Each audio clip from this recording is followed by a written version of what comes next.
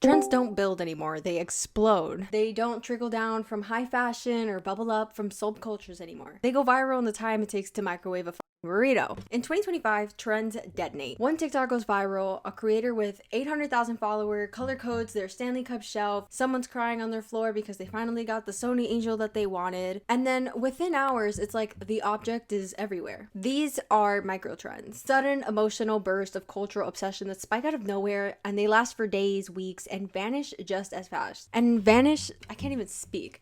And vanish just as fast. And vanish just as fast. Why can't I speak? I can't say vanish just as fast. But they vanish just as fast. They don't need ad campaigns. They don't need celebrities, which are still a contributing factor regardless, especially with the LABUBUs that we are going to be talking about today. But they just need visibility. And in a world governed by algorithms, visibility isn't always about truthfulness or usefulness. Nowadays, it's about reaction, awe, nostalgia, delight, envy. And micro trends don't thrive because they're meaningful. They thrive because they're watchable. They're little, they're cute, they're organizable. They are meant to be filmed, collected, and displayed, and just performed. But the most important thing about a microtrend isn't how it looks, it's how fast it moves. Speed is the currency, novelty is the power. Early adapters get status, mainstreamers get access, and then latecomers, they get clowned. Right now. She looks like every other bitch. So we keep moving. From Funko Pops to Sonny Angels, from Jellycats to Crybabies, from Stanley Cups to the LABUBU keychains, not to collect but to belong, to signal fluency in the language of now. And this isn't just about toys or trinkets, it's a shift in how we assign value, not based on quality or function, but shareability and performance and timing. In this world, an object isn't valuable because it's beautiful or it's useful or whatever. It's valuable because it performs on TikTok. Microtrends are no longer about products. They're about identity and more coping. Which brings us to what I wanted to talk about today in the first place. LABUBU alone has helped drive over $1 billion into China's economy. That is not a side hustle. That is a cultural infrastructure. So the question isn't what's trending, it's why. Why are grown adults sobbing over a keychain? And why has overconsumption become comfort? To answer that, we gotta take a step back. So before we go any further, let's just start with the basics. Like, what even is a LABUBU? And how did it go from a fuzzy little cartoon character in a book to a $1 billion cultural export that sells out just as fast as Era's tour tickets and is honestly just as hard to get and honestly just as expensive? So LABUBU is a breakout star of the Monsters, which is a universe created by Hong Kong illustrator Kasing Lung. He grew up in Hong Kong and then later in his early life moved to the Netherlands, and between going back and forth between Hong Kong and the Netherlands, he was absorbing the folklore and the fairy tales from both of their cultures, and that duality lives in his art. That's kind of how we get the where the wild things are kind of vibe. It's cozy and a little crazy but cute, soft but spooky, and I haven't really seen anything like this since Ugly Dolls back then, and of course it didn't get the hype that LABUBU's got, and I would say they're not as aesthetically cute or whatever, but I just haven't seen anything ugly cute since, I want to say, Ugly Dolls. Originally imagined as a species of tiny forest elves living in enchanted Nordic woods, the LABUBUs are defined by their snaggle teeth, oversized ears, and chaotic energy. Something I did not know until doing research for this was that all of them are girls except for their leader, Zamomo, which is supposed to be like a taller LABUBU inspired by Papa Smurf. The more you know.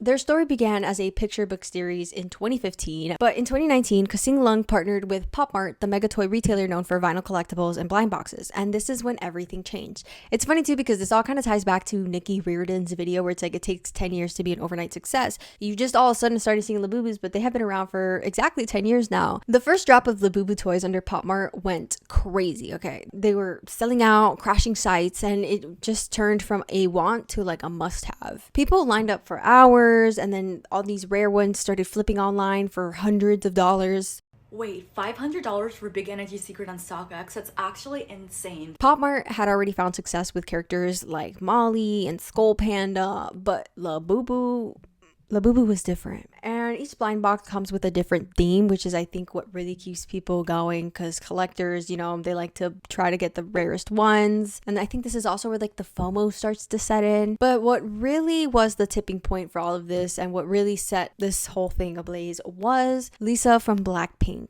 The K-pop world is not to be messed with. I'm gonna tell you that. And I haven't seen anything like that since One Direction times. Don't with the K-pop world.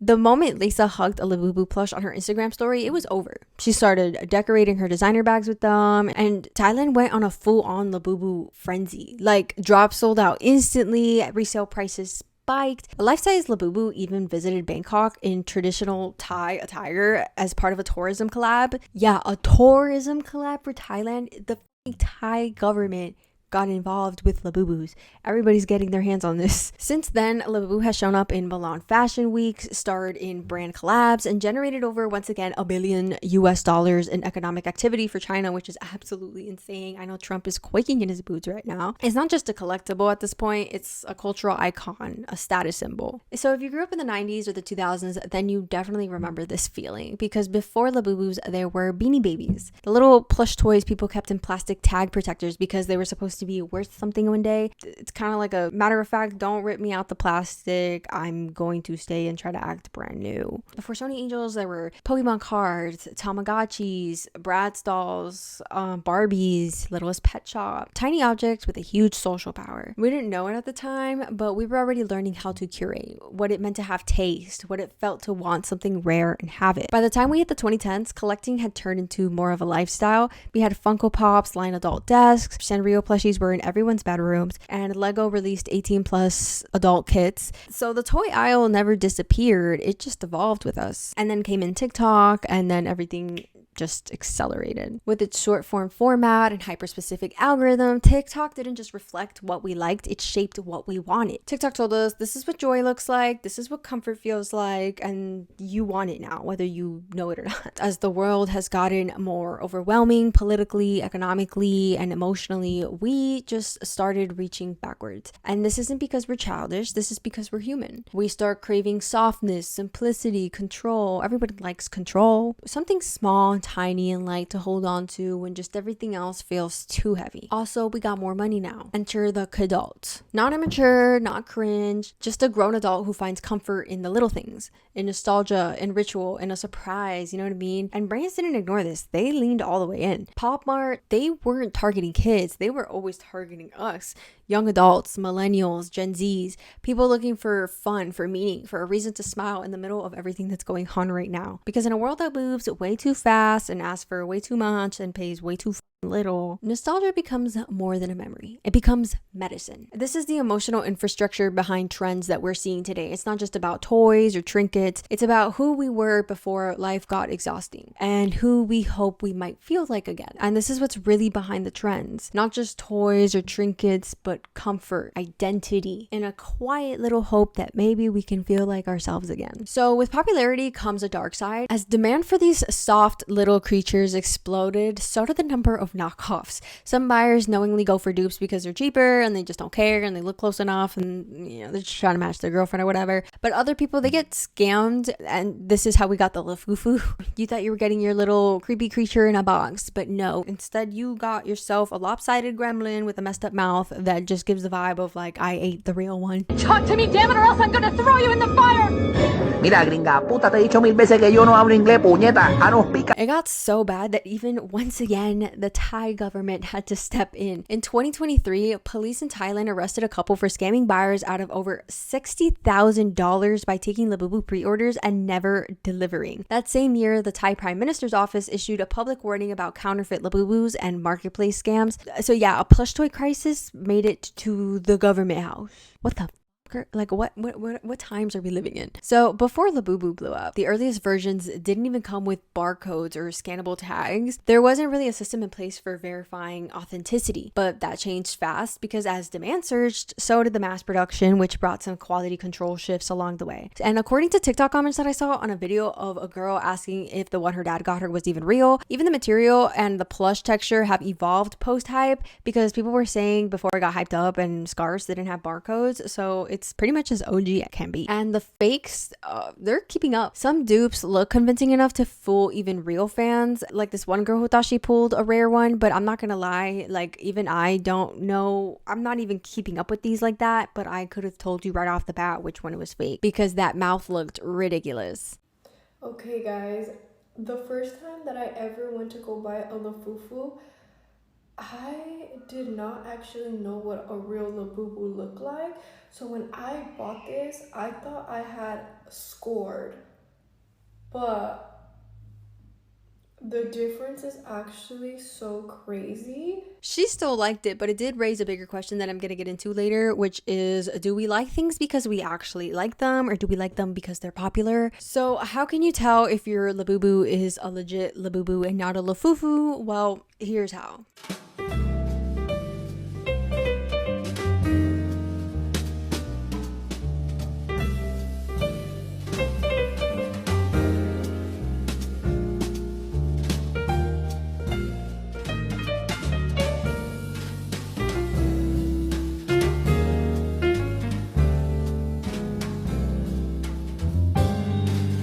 Real LABUBU versus LAFUFU. Real box has brand accurate stamps and QR code on the back. That when scanned will link to the PopMart website. LAFUFU box is missing stamps and colors appear more muted. Real character card is colorful and includes the macarons while the fake is muted. And even has the wrong character name listed. Real bag is bright and colorful while fake appears more pastel. And the big reveal, real secret McCarran is very cute and the details are very fine. Here she comes, y'all. LAFUFU has a larger forehead and very bad detailing. Coloring outside the lines and old fabric tag.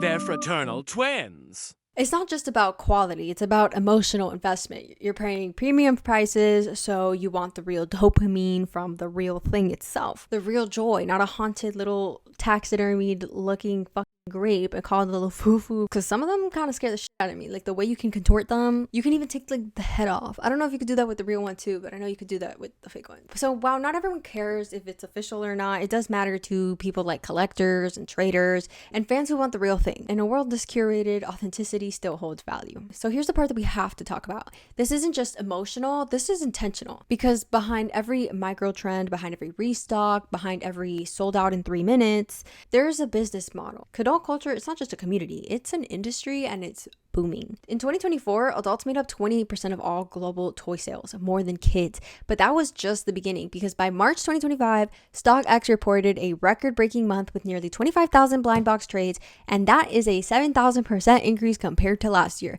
And we're talking toys being flipped like sneakers. If you would have told me this in 2020, I don't think I would have believed you. So yeah, this is not a phase, this is commerce. Brands like PopMart, Sanrio, Mattel, and Lego, they know exactly what they're doing. They figured out that if you tap into nostalgia and emotional need, you don't just sell a product, you sell a feeling. And the way they do this is absolutely genius, because these companies aren't just selling toys, they're designing an experience. The blind box model is pure psychology. At first, I couldn't even get into what was it that I wanted to talk about. Was it LABUBUs? Was it Sonny Angels? Like, what was it? And then I realized it's the blind box psychology of it all. You're not buying an item, you're buying the possibility of joy. The suspense, the surprise, the feeling of maybe this time I got it. It's dopamine science, and they know exactly how to trigger it. And these toys are not limited because they can't make more. They're limited because scarcity sells. If something's hard to get, it feels more valuable. Suddenly your shelf isn't just cute, it's exclusive. This is also why most people want a Birkin bag, because it's exclusive. And brands, they've perfected this formula. So take PopMart's RoboShops,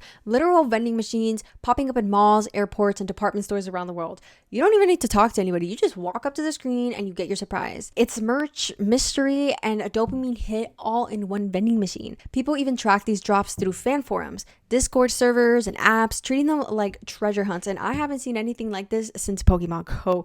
Finding a machine, pulling something rare, and posting it online, that's the new status symbol. Because now scarcity isn't just about the product. It's about access. It's about knowing where to go, what to pull, when to film it. It's not just consumerism, it's performance. Because in the TikTok era, it's not just enough to buy the thing. You have to show it, you have to film the haul, you have to display the shelf, you have to organize it by color, you have to make your aesthetic visible to everybody. That's how microtrends become social currency. And that's how brands turn your comfort items into content. But of course, this is not all just manipulative. Sometimes we're not being tricked. We are just tired. And if walking up to a vending machine and getting a tiny little mystery box is gonna make you happy, then if that's what helps you relief, then do your thing. So people out here doing hard drugs.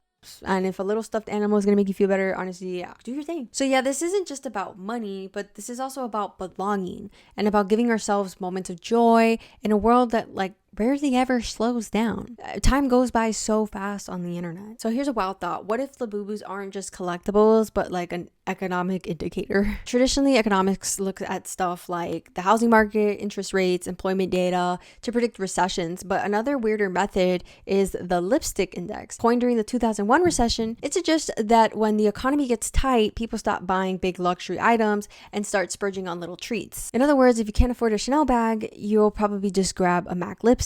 And I'll take that same logic and replace the lipstick with a LABUBU. In a year where groceries feel like luxury goods, a $20 blind box that promises to make you feel better starts to look like a pretty solid investment. It's not just a toy, it's a serotonin gamble. A little risk, a little reward, and a lot of comfort. So when LABUBU sales skyrocket during times of global uncertainty, including in 2025, when inflation, tech layoffs, and housing stress are at an all-time high, you have to wonder, is this the new emotional recession metric? LABUBU's success hasn't just been emotional, it's been financial. The blind box culture, vending machine drops, and collectible scarcity have created a plush-fueled economy of trade, resale, and hype. It's like sneaker community 2.0. What the People are not just buying comfort, they're flipping it and they're queuing up for it and they're crying over it on TikTok. And when you see this level of spending during economic instability, it starts to look like less frivolous spending and more like a global coping strategy. When the plush keychain outperforms retail growth, you have to admit that the economy is a little weird. And LABUBUs might just be the strangest red flag I've ever seen. So yeah, let's just say it out loud. This is gambling. Not in Vegas, not with poker chips, but with blind boxes. You're paying money without knowing what you're getting. You hope it's the one you want, and sometimes it is, sometimes it's not. And that's the loop. Maybe the next one will hit. And it's the claw machine effect, the just one more logic. And now the brain's locked in, and now it thinks it's a system. But that false sense of control, that's the whole point. It's designed to feel winnable. This isn't just consumerism, it's a variable reinforcement. The same psychological mechanism used in casinos and mobile games. You're not just buying a toy, you're buying the possibility of a dopamine hit. And also the toy industry won't call it gambling. They're going to use words like surprise and delightful. But when the surprise is a character that you didn't want, now you feel obliged to put it on your shelf, it starts to feel less like a delight. Especially when you've got all these LABUBUs and probably still not the one that you want or the rare one you're trying to sell or whatever the case may be.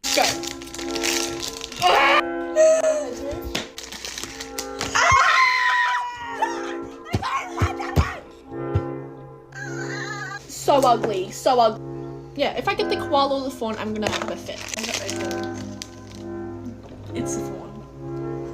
I already have this one! I already have that one! I wish this one was They're all kind of cute.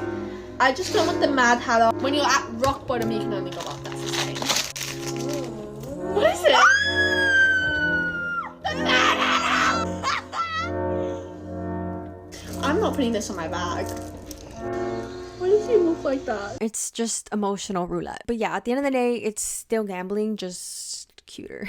So if you need proof that brands know exactly what they're doing, look around. Companies are crawling into our childhood memory banks. Like, hey, do you remember this? Hey, I heard you have money now. Do you still want this? I saw somebody post the other day, one of those beat pill characters holding the beat pill.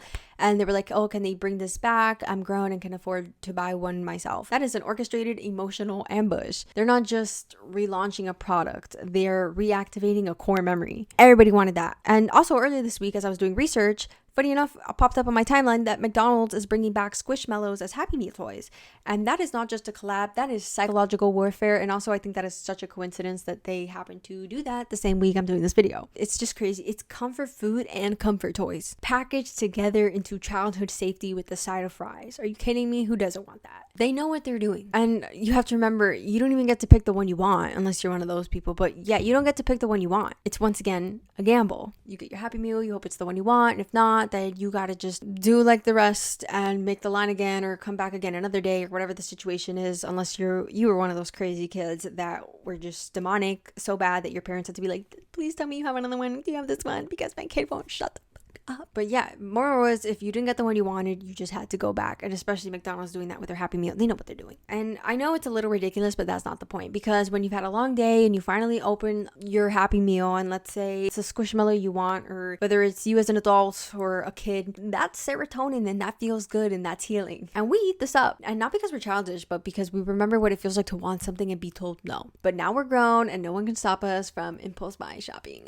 Ugh. So yeah, brands are smart, and they're not just selling plushies, they're selling closure. They're selling inner peace. We thought we could only get through therapy, but turns out it might just be inside a Happy Meal. And if that's what hits the right nerve on the right day, then they don't have just our attention, they have our money, they have our soul, and probably our data too. TikTok, I'm looking at you. Our taste isn't just emotional, it's also algorithmic. Platforms like TikTok, Pinterest, and Instagram didn't just change what we see, they changed how we form desire. They taught us how to want. At first, it's innocent. You like a video of a girl unboxing a Sonny Angel or LABUBU or a makeup haul, whatever the case may be. But then suddenly it's like your whole feed, and then you're like hours deep into these same repeated topics. Your For You page does not reflect your taste. It trained it. Every like, every save, every share, it feeds the system. And the system feeds it right back to you until one day you're not sure if you actually love it, or if you've just seen it so many times that it feels safe. But here's the thing, this also did not start with TikTok. It started way earlier, back when we were kids. There was a time where we did not care what we wore. We didn't count calories. We did not compare our lunch boxes. We didn't care about labels. We just existed. And then at some point we noticed that that girl wears Justice, and then this one has a Vera Bradley bag. She has Uggs. So she has a Kipling bag. She eats fruit roll-ups and not apples. Suddenly it wasn't just about what you liked. It was about belonging. And even now, little kids still talk about what's cool, or what kind of family you have, or what kind of toys you bring to school. There's always something. I even saw a TikTok not long ago of a mom who was saying how her daughter was getting bullied or whatever at school because she didn't have a Stanley. She had a fake Stanley, aka just a different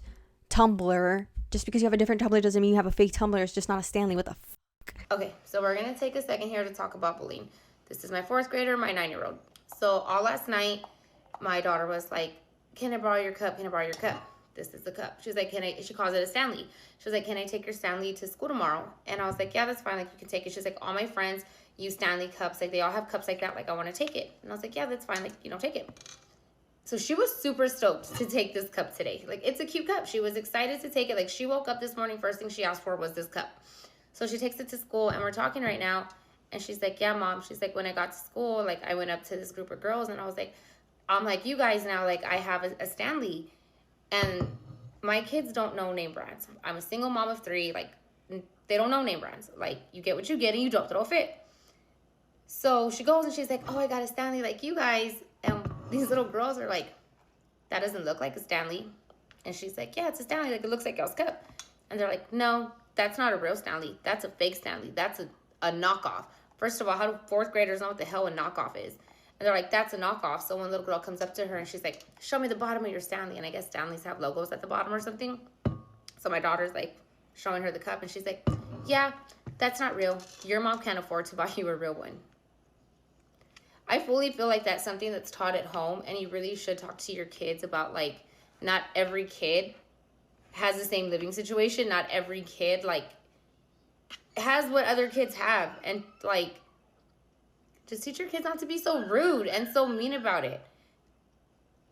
And guess who's, so this weekend, guess who's gonna go get a little Stanley cup? But yeah, there's just always something. There's always this unspoken rule that like if you don't have this, you don't fit in. And that never really went away. We just got better at packaging it. So yeah, maybe we grew up, but we never really tried to stop to belong. That's how we all ended up with our emotional support water bottles, and why so many fridge and shelf, whatever it is, restocks have the same formula. Because now what performs well becomes what we want, and what we want becomes the aesthetic, and the aesthetic becomes the identity. We don't just collect anymore, we curate for the feed. And that's not always just a bad thing, but it is something to notice. You have to ask, where did my taste actually come from? Was it genuine love for it? Was it nostalgia? Or was it the algorithm? But there's something else that happens when your entire personality starts to look too curated, and that is called aesthetic fatigue. It's when the vibe starts to feel like a job, when the shelf you once loved feels like something you have to maintain, when your comfort items feel less like joy and more like branding. At first it's exciting, you get the toys, the shelf, the mini haul, everything matches, everything's super cute, and you love it. Then you open TikTok and you see the exact same setup over and over and over again. The same lighting, the same voiceovers, the same unboxing. Suddenly it all starts to get annoying and overdone. And it's not that you still don't love your things, it's just that somewhere along the way, the intention got blurry. And the line between what you loved and performed disappeared. You start asking yourself, do I actually love this? Or do I think it's gonna do numbers on TikTok? And I mean, most people do that. They're just like, rage bait, clout chase, whatever it may be. Because when your whole identity is wrapped up in a vibe or a look, you start to feel boxed in by your own taste. And here's what makes it worse. We don't even realize it's happening because the aesthetic is so cute and calming. And that's what makes aesthetic fatigue so sneaky. We think we're soothing ourselves when we're just performing peace. We're chasing the kind of contentment that we keep editing and filtering to fit the trend. And I don't think this means you're over it. I think this more so means that you're just aware. So everything we've talked about, it's all part of this strange, tangled cycle that we're living in. We copy each other, we crave what's familiar, we chase the thing that looks like comfort, even if we don't know why anymore, and it works until it doesn't. Because at some point the algorithm shows us the same shit way too many times. The trend peaks, the serotonin fades, and the one thing that brought us all joy now feels like clutter and just a mess, and you just want to get rid of it. We're left with boxes we don't need and plastic we can't recycle and outfits we wore for an aesthetic that we don't even align with anymore. And I think part of the reason that this hit me so much was because I haven't really been able to take a part in a lot of these trends and stuff. Not because I don't want to or because I'm anti-fun, but because I just never really cared that much. And even if I did, I have moved so many times the past couple years that I have lost or let go of more things than I can count. So I just try to focus on the things I really need and really want rather than just a bunch of shit, because I'm not about to set up camp when I don't think I'm gonna be here that long. Matter of fact, this setup, count your days. But yeah, it's like just what's the point of collecting stuff if I'm just gonna lose it while I move or just leave it in a box and never unpack it. And it also made me realize how much of this is also about stability, about control, about roots, because for some people these trends feel homey, but for me they just feel like something I would have to throw away constantly and just get rid of. But I feel like for me, well, some things can feel homey for me, but I feel like for the most part I have to really sit with something for a long time to really think about, do I really like this, or I have to like actually want it. I can't just impulsively buy things anymore because I've learned my lesson. I'm tired of having too much shit to carry, pack, and things I've had to actually abandon because I just didn't fit with me, and that is pain. That's painful. But yeah, that's the other side of this. It's not just about taste fatigue, it's about stuff fatigue. We're constantly curating, consuming, and discarding. We're making all these aesthetic decisions like they don't leave behind literal trash. All those micro trends, all those micro decisions have microplastics, and they add up to waste, to burnout, to landfills of blind boxes and Shein hauls that barely made it past a single season. When the trend leaves, what's left? Not just in your house, but with us and on the earth, on a landfill somewhere. Like, we gotta pipe it down, babes, gotta pipe it down. Because the world doesn't slow down, and neither does the algorithm. So we're left trying to navigate this endless loop of we want it, we get it, we post it, and repeat. We're trying to find peace in something that was built for motion, not for meaning. And maybe there's no clear answer yet because we're all kind of guinea pigs right now. Like, we're the first generation to really live through all of this in real time, to experience what it means to have your taste shaped by a feed. I can't believe there's people born